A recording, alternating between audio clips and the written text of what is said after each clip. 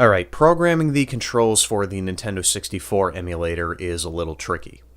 What we have to do is go down to the Nintendo 64 emulator, go down to Settings, go into Input. Now this is where it gets a little tricky. What we do is we go down to Player 2 and we need to make sure this is set to On.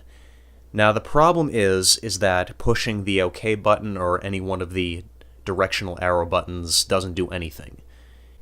You need to use the mouse function, and to do this, what you do is you press the button that you're seeing on screen right now, I'll call it the mouse button, and then use the arrow buttons on the remote to move the mouse cursor.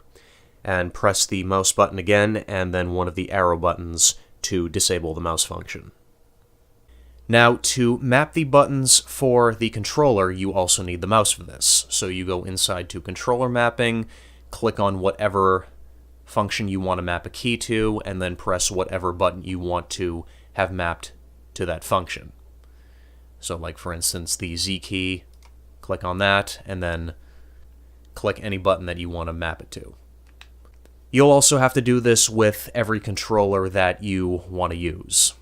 Also make sure every controller that you want to use is turned on.